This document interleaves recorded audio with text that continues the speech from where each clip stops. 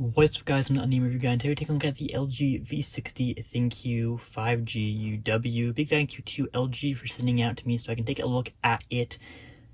I have a little bit to talk about. This is my first impressions, not really my first impressions because I've had the phone for a few days now, but it is my first impressions of the device, not a full review, just what I have seen about the device over the past few days. So as you notice, it is in the LG dual screen case, which I will do a dedicated video on. But I definitely really like this case. There's so much that I want to talk about it though, and that's why I will do a dedicated video on it. But it is very integrated with the phone, and I think that LG definitely made a really good accessory when they made this case. But for now, we're just going to talk about the phone itself, so let's pop it out of the case.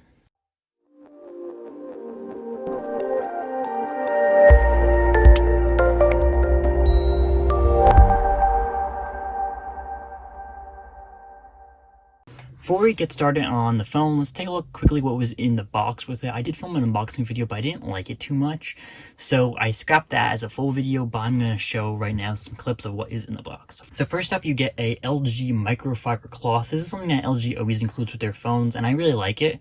You can never have enough microfiber cloths, so that's nice. Then you get the phone underneath that microfiber cloth and LG's second-year promise warranty card. So they do offer a nice 2-year warranty, which is always very nice. Then you get the normal guides and books and whatnot. Most people don't read those, so I guess those don't really matter. And then finally you get the charger, which is a quick charge 4.0 charger and a USB Type-C to Type-C cable for that charger. All your pretty much standard stuff, no earbuds, no nothing, but that's pretty much standard on a phone like this. So this is the LG V60 in its classy white color. I do have the Verizon UW variant, right? So this is the one for Verizon's network that's compatible with Verizon's millimeter wave network that they're currently putting together. Of course, there is none in my area, so we can't test that out, but it is compatible and does work with that. We're just using it with the standard Verizon 4G network though, so everything's normal. And probably is how you're going to be using it as well with the standard Verizon 4G network. So now let's talk about the phone, how I've been using it over the past few days, and my experience with the LG V60 over the past few days. This is by no means a full review. Like I said, we'll be doing a in-depth full review on this, and we'll be doing a separate review on the dual screen accessory after I've used it for a few weeks and I can confidently say my thoughts about this phone. So let's talk about design first, because this is a fairly similar yet a little bit unique design for a phone in general. It's very good design, right? Most flagships nowadays are going to have a pretty good designs. Hard to make a bad one, to be honest. This LG V60 is a little bit thicker on the sides here, and that is because it is packing a 5,000 milliamp hour battery. It's one of the largest flagship phones batteries, especially one of the largest available in the United States, so that is a pro for it. It does make the phone a little bit thicker, but to be honest, I don't think most people are going to notice this, especially when they pop it into a case. It does make it a little bit more robust to hold, but it's not, honestly, not that bad. I've been using it over the past few days, like I said, haven't really noticed it once I pop into a case. It doesn't make much of a difference, but it is a little bit thicker than most phones. That it probably is also to compensate for the 5G antennas. Obviously, this one has the Verizon 5G antennas, but I'm sure all of them are the same thickness, even if all of them don't have the antennas for the ultra wideband. But the fact that it does include a battery does justify the thickness. So it does justify that thickness, so I really don't care that it's much thicker. If a company is able to justify it, I'm all for it, and a battery is a very good justification for it. Most of the other things are pretty standard. You get an aluminum build, Gorilla Glass 5 front and back, power buttons on one side, and the volume rocker and Google Assistant button on the other side. It's there. I know a lot of people don't necessarily like the Google Assistant button, but it's really not a bad addition to the phone. It does just activate Google Assistant. I liked the way TCL did it on the TCL 10 Pro, where you can kind of activate a bunch of different things with the assistant button. It really wasn't an assistant button, it was just like a button that you can remap to anything. I like that version, but the assistant button isn't terrible. At least it's not locked to a proprietary assistant option like Bixby with Samsung phones.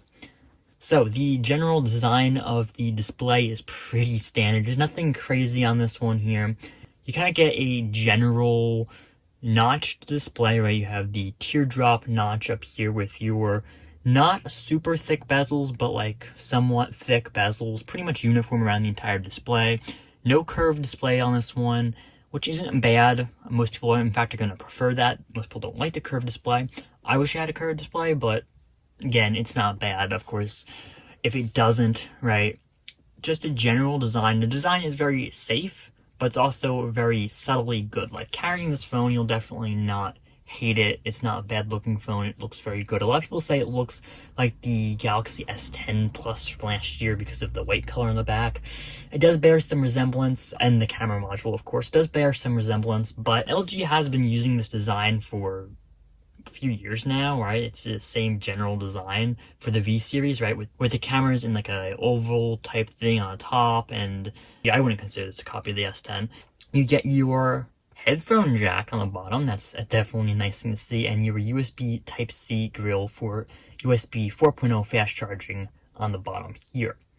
Speaker grills on the side, microphone, on the top, SIM card still on the top.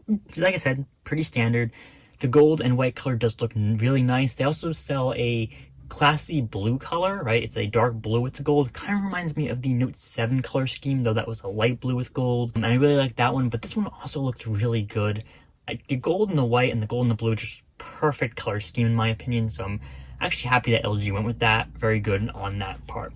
So moving on from design, we're going to talk a little about the software. Now, a lot of people don't like LG software, and I'm going to say there was definitely problems with LG software in the past. I'm not arguing there was never problems with it, but this software worked pretty good to me. And I'm not sure if the problems people still talk about are really still relevant to LG. Yes, it is a little bit more of a clunky software in some regards, like the pulling this down, like it all disappears. I don't like that. But in most regards, this is a perfectly fine software. You're not going to hate it. There might be a little bit of a learning curve or a learning period when you do use this phone for the first few weeks or first month if you're someone who doesn't switch often. But after that, you should be able to pick it up just fine. And it's been snappy and responsive and everything you expect from a $1,000 phone that this is. So no complaints from me on the software side. I will keep using it because some people still adamantly complain about LG software. So I will keep using it for the next few weeks and I'll tell you if anything changes on that part. But I haven't seen any complaints from LG software. I haven't really hated LG software or complained about it on many other LG phones, so I'm probably not going to see anything this year either, but I'll keep using it for a while and I'll let you guys know if it changes. But software-wise, I'm pretty happy with the software. I can't really complain about it. Other software features. The in-display fingerprint sensor works very well with this phone, right? It's snappy, it's an optical sensor, so it's not as secure as the ultrasonic sensor that you do find in most Samsung phones, but it is pretty standard for in-display fingerprint sensors, and you really shouldn't have a problem with it. It's fast enough, it unlocks well, it's reliable, like, I like it, it works well. One thing I am going to complain about so far in my few days of usage is this. Yeah, these, for the most part, are all Verizon bloatware apps. Now, of course, LG can't really, well, it can to a certain extent, but LG doesn't have much of a say in what Verizon does download onto their phones, right? And this will vary if you get the AT&T model or the T-Mobile model, but it's a lot. I haven't used a Verizon locked or Verizon model phone in a while, so to see all these apps, there's a lot. Obviously, you get the Yahoo section, you get the Verizon apps. So there's more download, by the way. There's the Verizon apps over here. There's these Verizon apps.